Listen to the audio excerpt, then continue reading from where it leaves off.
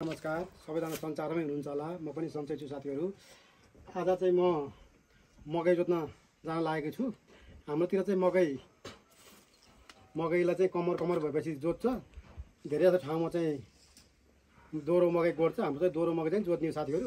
हलो जब बोकेर आइसकेको छु। मकै बारी यही नै हो, मकै जोत्ने। मकै कतिको खाँदैछ नि।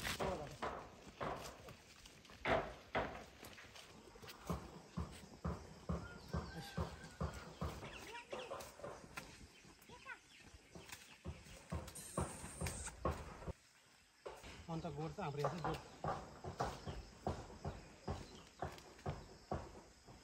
जोत्छ।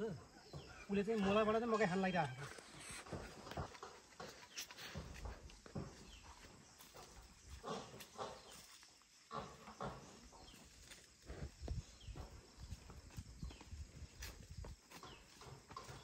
अब यो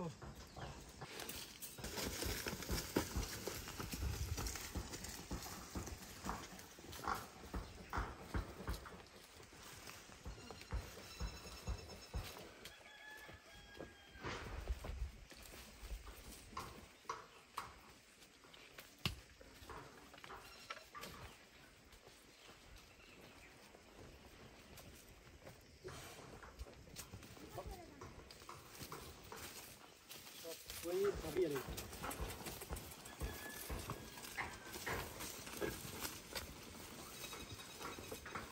चुप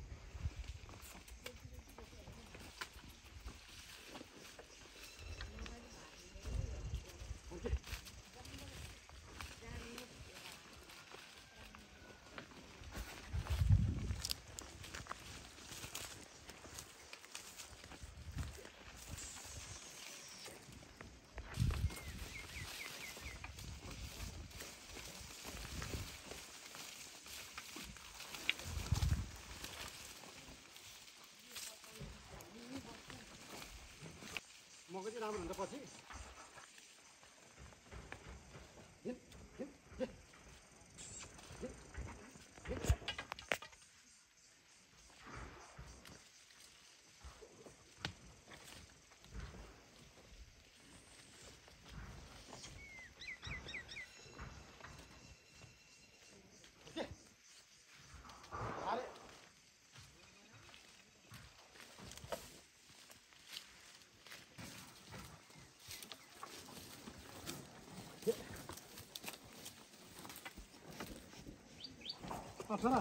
हजुर मकै जोतेको कस्तो लाग्छ? एकदम राम्रो। मकै भाँच्यो है बढी? हजुर हजुर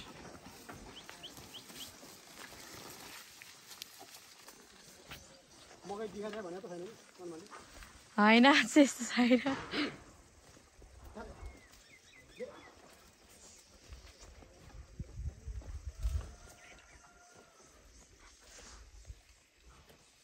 भाँचिन्छ अनि केही दिनपछि यो मकै सप्रेर आउँछ क्या।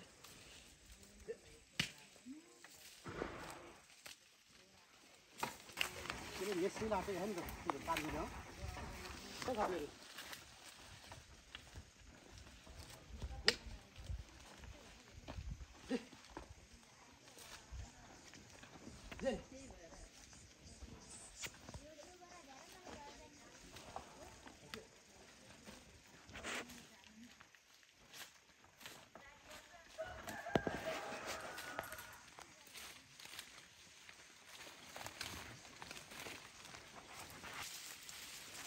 लौरोल चाहिँ मकैलाई दायाँ बायाँ पन्छाउने काम गर्छ। हजुरले के गरी जोत्नु भयो? मकै त पुरै भएको छ नि त।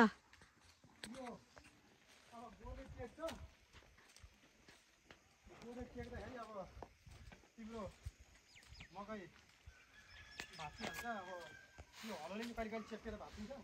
अनि छल्न पर्छ क्या यो बाइक चलाएकै भिडभाड रूपमा बाइक चलाएकै यो त्यस्तो छल्न पर्छ। कति छल्न भ्याउँदैन अनि भाँचिहाल्छ। जे होस् मकै चाहिँ राम्रो भएको छ। मकै राम्रो छ लतर पत्र हलक्कै बढेको। पछि राम्रो हुन्छ फेरि यो लड्या मकै उठेपछि। हेर्नुहोस् गाइज यता चाहिँ मकै चाहिँ खतरा भएको छ अग्लो अग्लो।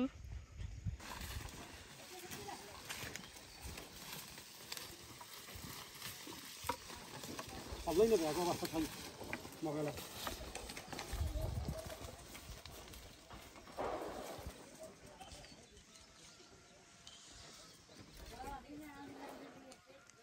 उहाँ चाहिँ भेनाजुलाई खाजा ल्याउँदै हुनुहुन्छ। हेलो हेलो भन्दै नि त। के खाजा हो नि भेनाजुलाई?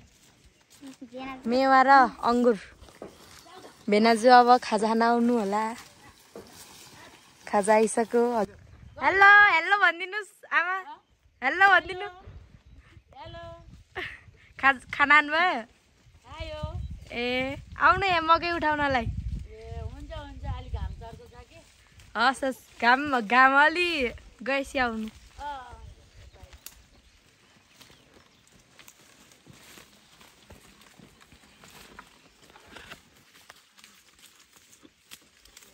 ल साथीहरू यो गरेर चाहिँ मैले जोतेर भ्याएँ। मकै जुत्ताको अवस्था चाहिँ यस्तो हुन्छ साथी। तर फेरि यस्तो साथीहरू दोहोरो गोड्या भन्दा चाहिँ जोत्या मकै चाहिँ फेरि यस्तो भए पनि हलक्कै आउँछ साथीहरू पछि। ल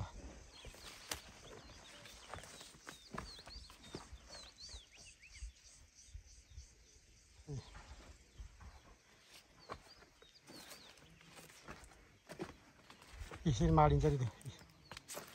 यो चाहिँ गोरु फर्काएको ठाउँ हो। फर्का ठाउँ चाहिँ यस्तो हुन्छ।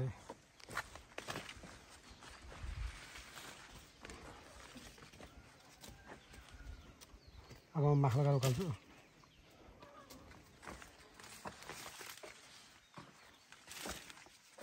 फर्के अरे उस उस उले उले उस उस उस